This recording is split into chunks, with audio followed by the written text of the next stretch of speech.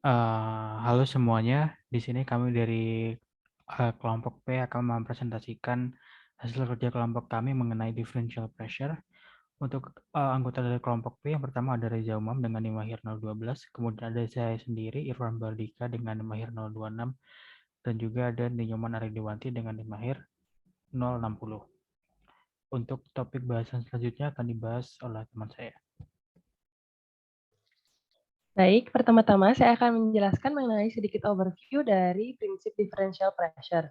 Prinsip operasi differential pressure flow meters atau DP flow meter didasarkan pada persamaan Bernoulli yang menguraikan hubungan antara tekanan dan kecepatan pada suatu aliran fluida.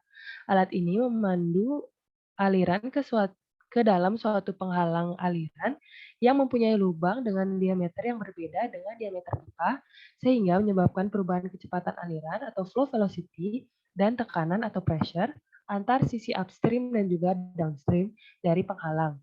Dengan mengukur perubahan tekanan tersebut, maka kecepatan aliran dapat dihitung. Pada kesempatan kali ini, kelompok kami akan membahas suatu alat medis yang menggunakan prinsip differential pressure, yakni Regen Ventes 8XX, yakni sebuah alat ventilator tester. Pada prinsip operasi untuk mengukur flow atau flow measurement, dijelaskan bahwa terdapat suatu rumus yakni delta P sama dengan C1 dikali eta dikali Q ditambah C2 dikali rho dikali Q kuadrat, di mana eta adalah dynamic viscosity of gas dengan satuan Pascal kali second, rho yakni density of gas dengan satuan kilogram per meter pangkat 3.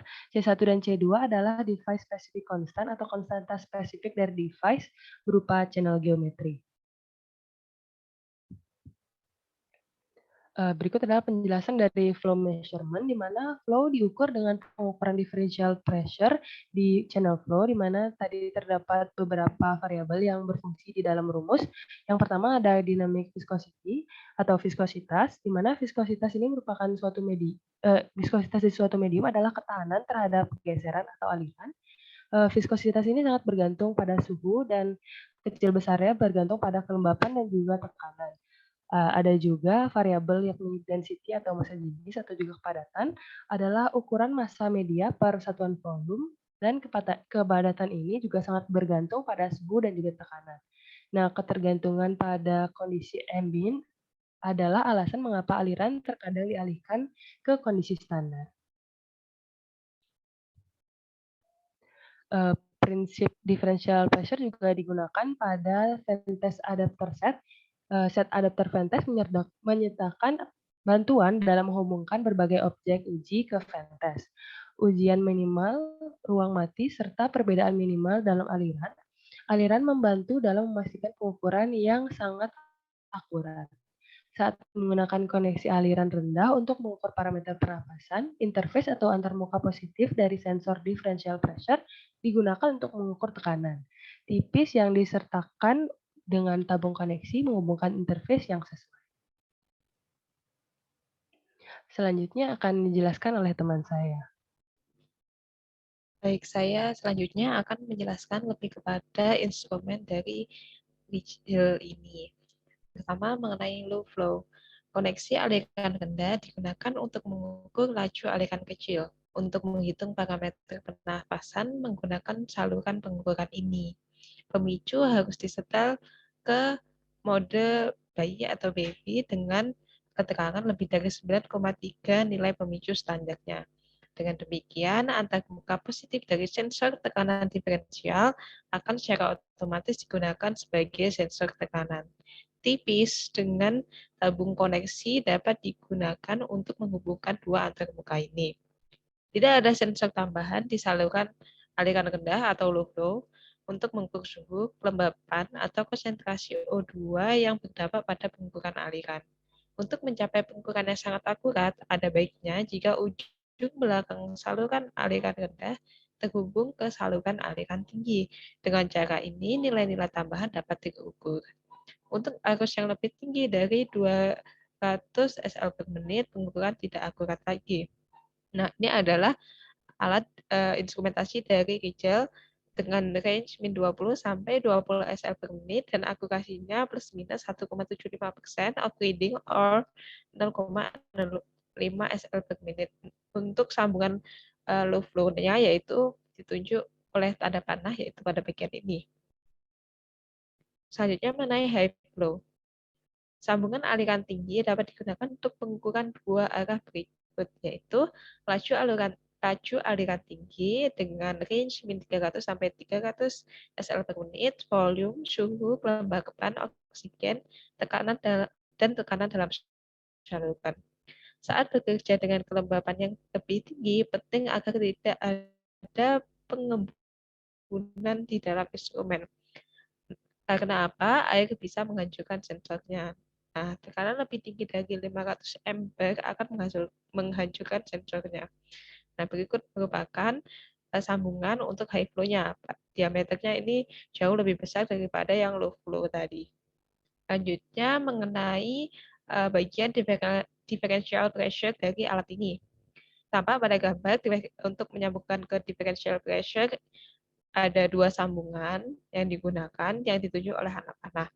Nah, range-nya itu sendiri adalah min 150 sampai 150 ampere dengan akurasinya plus minus 0,75% of reading atau plus minus 0,1 ampere. Nah, koneksi tekanan diferensial sangat dapat digunakan untuk mengukur tekanan diferensial. Selanjutnya akan dilanjutkan oleh teman saya Irfan. Oke, selanjutnya untuk alat ini sendiri terdapat suatu port atau sambungan untuk pengukuran high pressure seperti yang ada di gambar.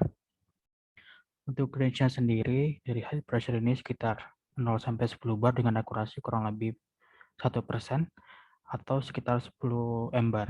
Untuk koneksi high pressure dapat digunakan untuk mengukur tekanan yang lebih besar dari 150 MBAR.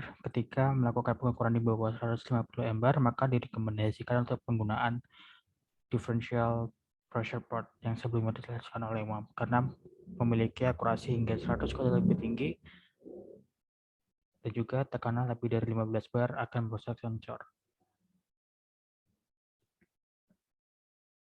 Next.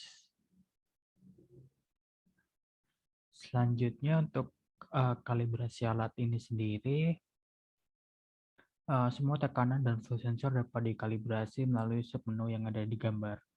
Kalibrasi ini penting dibutuhkan ketika nilai selain 0 ditampilkan pada layar untuk differential pressure, high pressure, atau flow, meskipun belum dikoneksikan sama sekali. Jadi ketika alat ini nggak ada koneksi apapun dan ternyata layar yang ditampilkan di layar itu merupakan angka, maka harus dikalibrasi. Seperti itu. Dan kalibrasi ini akan preset semua nilai ke 0. Terjadinya kalibrasi juga terjadinya adanya keanehan bukan merupakan angka 0. Selain angka 0 ini karena adanya fluktuasi temperatur biasanya. Next.